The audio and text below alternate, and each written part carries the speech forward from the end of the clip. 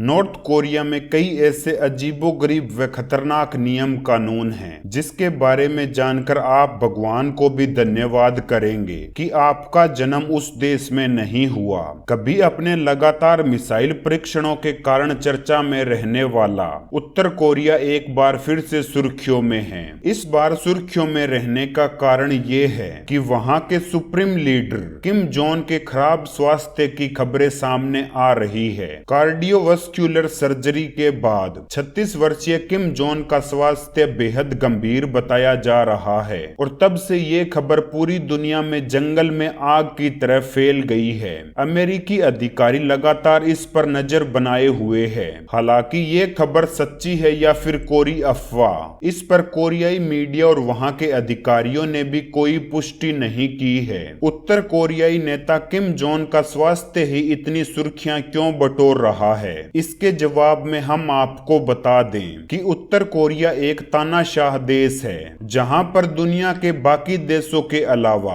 अपना अलग ही और बेहद अजीबोगरीब नियम कानून चलता है जिसके बारे में कोई भी अन्य देश का नागरिक सुनकर अपने होश खो बैठेगा। इस देश के अपने कई राज हैं, कई ऐसी बातें हैं जो बाहर नहीं निकल कर आती। उत्तर कोरिया की बात करें उससे पहले अगर आपने चैनल को सब्सक्राइब नहीं किया है तो चैनल को सब्सक्राइब जरूर कर लें ताकि ऐसी ही रोचक जानकारी आपको आगे भी मिलती रहे। तो चलिए अब बात करते हैं उत्तर कोरिया के नियम कानूनों के बारे में। नंबर 1, विदेशी म्यूजिक सुनना या फिल्में देखना यहाँ पर आपराधिक गतिविधियों के अंतर्गत आता है। 2015 में सुप्रीम लीडर किम जोंग ने सभी विदेशी गानों के सीडी व कैसेट को अपने देश में बैन कर दिया था, खास तौर पर उन कैसेट्स को जो लोगों में मतभेद पैदा करते थे। अगर कोई इसका उल्लंघन करता हुआ पाया जाता है तो उसकी सजा उस पर निर्भर करती है कि जो फिल्म वह देख रहा था वह किस देश की है। मसलन अगर कोई अमेरिकन फिल्म देख रहा है तो उसे फांसी की सजा दी जाएगी या फिर कोई अगर भारतीय फिल्म देख रहा है तो उसे जेल की सजा दी जाएगी। नंबर 2, अगर आप उत्तर कोरिया में रह रहे हैं और किसी दूसरे देश में कॉल कर रहे हैं तो आपको इसकी घोर सजा भुगतनी पड़ेगी। इंटरनेशनल कॉल करना यहाँ एक अपराध माना जाता है। 2007 में एक व्यक्ति ने कई सारे इंटरनेशनल कॉल किए थे तो उसे मरवा दिया गया था।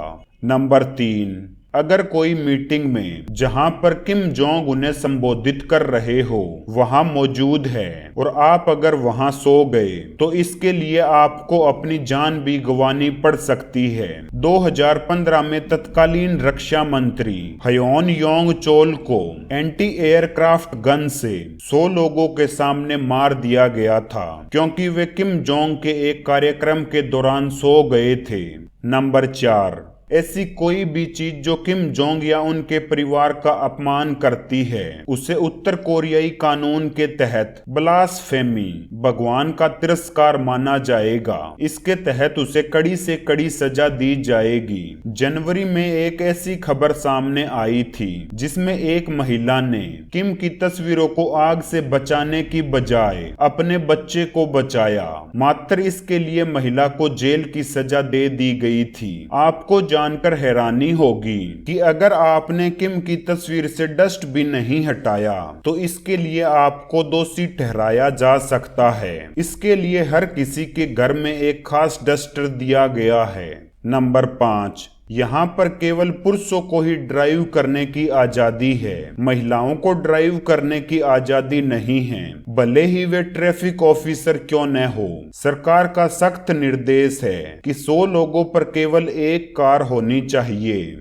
नंबर 6, उत्तर कोरिया में धर्म की आजादी जैसी कोई चीज नहीं है। पाश्चात्य संस्कृति और साहित्य यहाँ पर प्रतिबंधित है। अगर कोई बाइबल रखता है या लोगों में बांटता है तो उसे फांसी की सजा दे दी जाती है। 2014 में एक अमेरिकन को कई महीनों की जेल की सजा हुई थी क्योंकि उसने एक रेस्तरां के बाथरूम में गलती से अपना बाइबल छोड़ दिया था।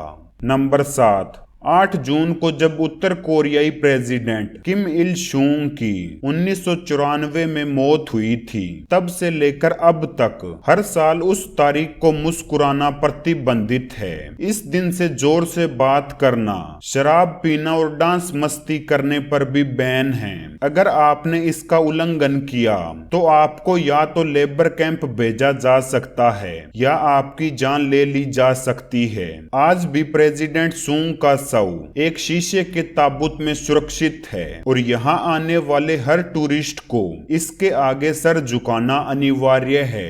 नंबर 8, यहाँ लोगों के जींस पहनने पर मनाही है क्योंकि यहाँ इसे पूंजीवाद का प्रतीक माना जाता है। महिलाएं स्कर्ट पहनती है तो उसे घुटनों के नीचे तक होना चाहिए। बिकनी पहनने पर सख्त मनाही है। नंबर 9, उत्तर कोरिया में किसी को भी बिना अनुमति के विदेश यात्रा करने की परमिशन नहीं है। अगर कोई ऐसा करता है या फिर भागने की कोशिश करता है तो उसे मार दिया जाता है या फिर लेबर कैंप में भेज दिया जाता है। नंबर 10, यहाँ इंटरनेट की जगह खुद का इंटरनेट है जिसे क्वांग म्योंग कहा जाता है। इसे साल 2000 में लॉन्च किया गया था। व्यावसायिक जरूरतों के लिए केवल 28 वेबसाइट का ही आप इस्तेमाल कर सकते हैं और वे भी सरकार की निगरानी में। दुनिया भर के देशों के उत्तर कोरियाई दूतावासों में वाईफाई के इस्तेमाल पर प्रतिबंध है। उत्तर कोरिया के बारे में यह जानकारी आपको कैसी लगी, हमें कमेंट बॉक्स में कमेंट करके जरूर बताएं। जानकारी पसंद आई हो तो वीडियो को लाइक और अपने दोस्तों में शेयर जरूर कर दें।